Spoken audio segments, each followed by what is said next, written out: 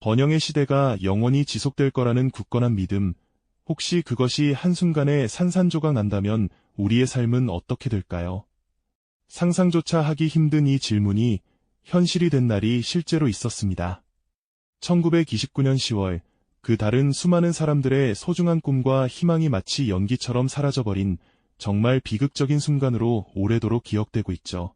역사상 가장 거대한 경제적 재앙이 평범한 이들의 일상을 어떻게 송두리째 파괴했는지, 그들이 어떤 깊은 절망을 마주했으며 또 그 속에서 과연 어떻게 다시 희망이라는 빛을 찾아냈는지 궁금하지 않으신가요? 우리는 오늘 한 평범한 개인의 생생한 여정을 따라가며 현재 우리가 느끼는 불안의 실마리와 그 해법을 함께 발견할 수 있을 겁니다.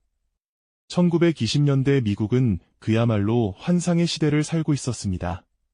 재즈 음악이 밤늦도록 울려 퍼지고 거리는 최신형 자동차들로 넘쳐났죠. 사람들은 새로운 가전제품을 구매하며 삶의 편리함을 만끽했고 소비는 미덕이자 곧 행복의 상징처럼 여겨졌습니다. 누구나 열심히 일하면 성공할 수 있다는 아메리칸 드림은 이제 현실이 되는 듯 보였죠. 특히 주식시장은 뜨겁게 달아올랐습니다. 신문의 일면은 연일 최고치를 경신하는 주가 지수 기사로 가득했고 평범한 이웃들도 너나 할 것 없이 주식 투자에 뛰어들었죠. 은행 대출을 받아 주식을 사는 것이 유행처럼 번졌고 모두가 내일은 오늘보다 더 부자가 될 거라는 막연한 기대를 품고 있었습니다. 뉴욕의 한 중산층 가정, 존의 가족도 예외는 아니었습니다.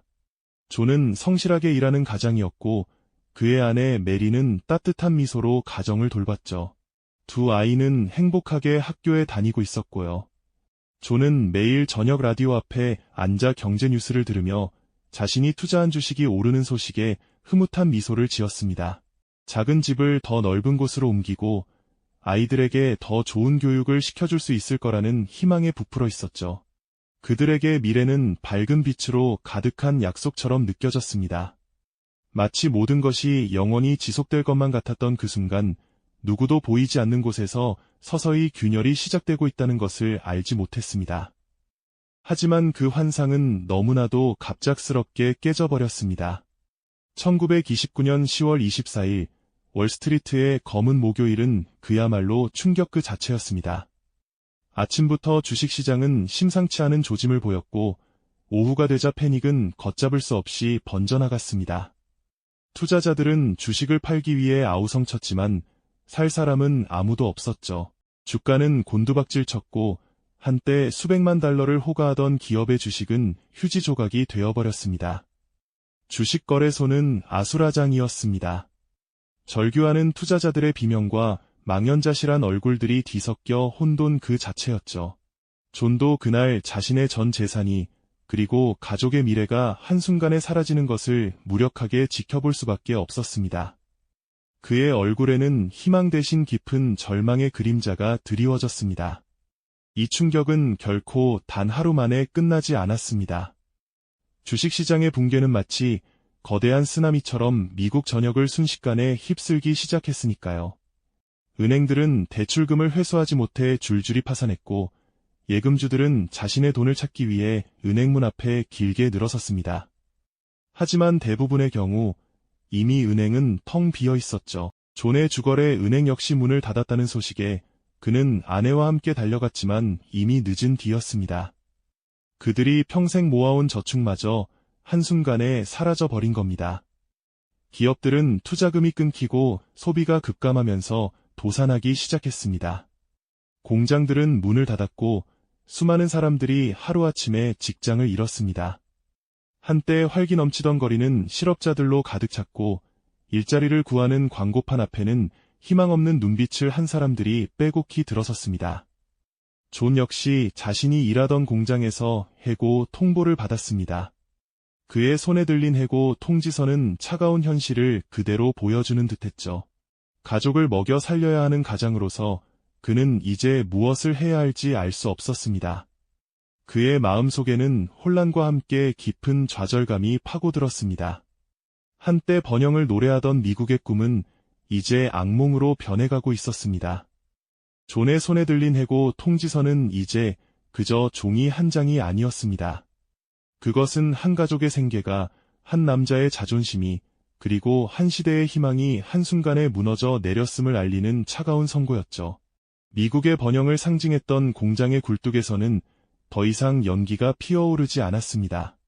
대신 도시 전체에 잿빛 절망의 그림자가 짙게 드리워졌습니다. 은행들은 줄줄이 문을 닫았고 예금자들은 평생 모은 돈을 찾아보려 발버둥 쳤지만 허사였습니다.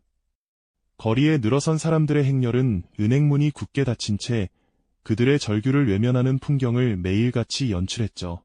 기업들은 생산을 멈추고 공장을 폐쇄했으며 수십만 명의 노동자들이 하루아침에 일자리를 잃고 거리로 쏟아져 나왔습니다. 한때 번화했던 도심은 일자리를 찾아 헤매는 실업자들로 가득 찼고 구인 광고판 앞에는 희망 대신 체념이 가득한 얼굴들이 빼곡히 들어섰습니다. 존 역시 일자리를 잃은 수많은 가장 중 한 명이었습니다. 그의 가족은 이제 당장 내일 먹을 식사조차 걱정해야 하는 처지에 놓였죠. 집세는 밀리고 아이들은 배고픔을 호소했습니다. 한때 풍요로웠던 보금자리는 마치 폭풍이 휩쓸고 간 자리처럼 황량해져 갔습니다. 가구와 살림살이들이 길가에 버려진 채 주인을 잃은 슬픈 풍경은 더 이상 낯설지 않았습니다. 사람들은 따뜻한 보금자리를 잃고 도시 외곽으로 혹은 버려진 땅으로 내몰렸습니다. 그렇게 형성된 판자촌들은 당시 대통령의 이름을 따 후버빌이라 불렸습니다. 낡은 천막과 폐목재, 양철 조각들로 얼기설기 지어진 이 임시 거주지들은 절망의 상징이었습니다. 희망을 잃은 사람들의 눈빛은 공허했고 그들의 얼굴에는 사회 전체를 덮친 깊은 무력감이 역력했죠. 먹을 것을 구하기 위해 배급소 앞에 길게 늘어선 줄은 매일같이 이어졌습니다. 한 끼의 따뜻한 수프가 그들의 유일한 위안이 되는 시간이었습니다. 존은 가족을 위해 무엇이든 해야만 했습니다. 그는 매서운 겨울바람을 뚫고 도시 곳곳을 헤매며 일자리를 찾아다녔지만 돌아오는 것은 싸늘한 거절뿐이었죠. 그의 낡은 코트는 추위를 막아주지 못했고 지친 발걸음은 점점 더 무거워졌습니다. 아이들의 굶주린 눈빛을 마주할 때마다 존의 마음은 찢어지는 듯 아팠습니다. 가장으로서 가족을 지켜주지 못한다는 죄책감은 그를 짓눌렀습니다. 이러한 절망 속에서도 인간으로서의 존엄을 지키기 위한 작은 노력들이 이어졌습니다. 이웃들은 서로에게 낡은 옷을 수선해주거나 어렵게 구한 음식을 나누며 희미한 온기를 지켰습니다. 비록 가진 것은 없었지만 서로의 존재 자체가 위로가 되는 순간들이었죠. 존의 가족 역시 작은 식탁에 둘러앉아 서로의 손을 잡고 내일을 기약했습니다. 때로는 희망 없는 현실에 대한 분노가 거리의 작은 시위로 번지기도 했습니다. 사람들은 자신들을 이 지경으로 몰아넣은 사회에 대한 불만을 터뜨리며 변화를 요구했죠. 하지만 이러한 작은 저항의 불씨조차 곧 꺼질 듯 위태로워 보였습니다. 존은 모든 것이 무너져 내리는 순간을 마주하며 과연 이 절망의 끝에서 무엇을 붙잡아야 할지 알 수 없었습니다. 가족을 부양해야 한다는 책임감과 아무것도 할 수 없는 무력감 사이에서 그는 깊은 내면의 갈등과 싸워야만 했습니다. 그의 마음속에는 극심한 고통과 함께 과연 이 시련이 언제쯤 끝날지에 대한 막연한 두려움이 가득했습니다. 이 시대는 개인의 나약함이 사회적 구조와 어떻게 맞물려 파괴적인 결과를 초래하는지 여실히 보여주었습니다. 번영의 환상이 깨지고 현실의 민낯이 드러났을 때 사람들은 마치 거대한 파도에 휩쓸린 작은 배처럼 표류했습니다.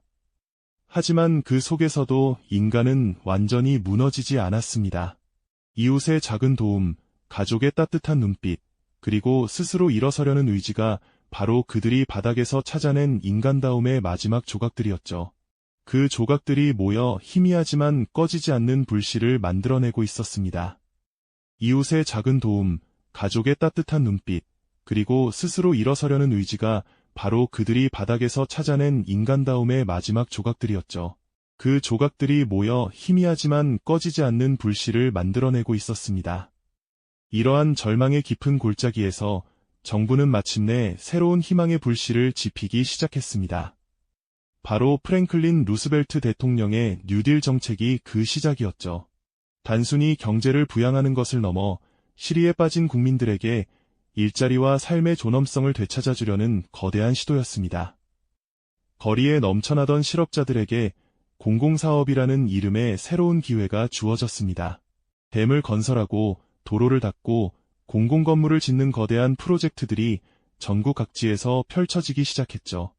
이 정책은 단순한 경제적 부양책을 넘어 사회 전체에 활력을 불어넣고 공동체의 연대감을 회복시키는 중요한 역할을 했습니다.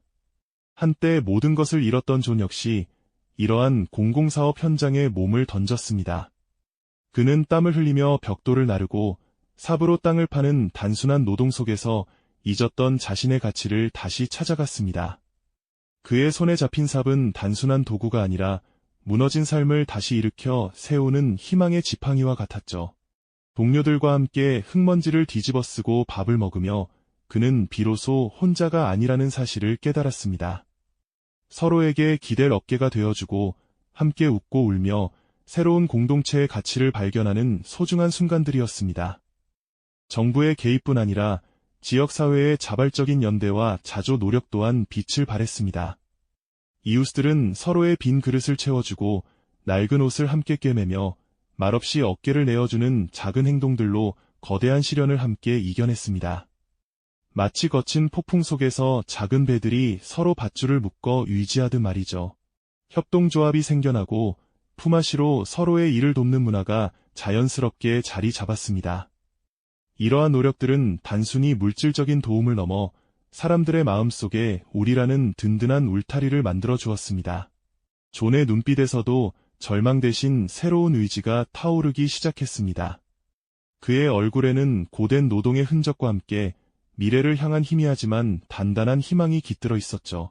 아이들은 다시 학교에 갈 수 있게 되었고 가족들은 함께 모여 앉아 라디오에서 흘러나오는 대통령의 연설에 귀를 기울이며 작은 미소를 지었습니다. 완벽한 해결은 아니었지만 재앙 속에서 얻은 값진 교훈과 함께 미래를 향한 작은 발걸음이 시작된 것이었습니다. 개인의 나약함이 사회적 구조와 맞물려 파괴적인 결과를 초래했던 그 시대에 결국 인간은 서로의 손을 잡고 다시 일어설 수 있음을 증명해 보인 것이죠. 이것은 단순히 경제적 회복을 넘어 인간 정신의 회복과 사회적 연대의 중요성을 깨닫는 위대한 전환점이었습니다. 1929년 대공황은 단순히 과거의 경제 위기가 아니었습니다. 그것은 예측 불가능한 사회적 불안이 우리 개인의 삶을 얼마나 깊이 뒤흔들 수 있는지, 그리고 그 속에서 우리가 어떤 마음으로 서로를 붙잡고 나아가야 하는지에 대한 생생한 교훈을 우리에게 남겼습니다. 오늘날 우리가 겪는 시대의 불안 속에서 그들의 이야기는 우리에게 연대의 중요성과 회복의 무한한 가능성을 다시금 일깨워주고 있죠. 개인이 겪는 고통이 단순히 개인의 문제가 아니라 사회적 구조와 맞물려 있음을 깨닫고 그럼에도 불구하고 인간이 서로를 통해 다시 일어설 수 있다는 강렬한 희망과 연민, 그리고 감동을 우리에게 선사합니다. 결국 역사는 반복되지만 그 안에서 인간은 언제나 새로운 해결책을 찾아왔습니다. 인간은 홀로 존재할 수 없으며 서로의 손을 잡을 때 비로소 가장 강력한 희망을 만들어낼 수 있다는 메시지를 우리에게 깊이 새겨줍니다. 다음 이야기에서는 또 다른 시대의 사회적 불안이 낳은 기묘한 현상과 그 속에서 발버둥 쳤던 사람들의 이야기를 통해 우리가 미처 알지 못했던 인간 심리의 깊이를 파고들어 보겠습니다.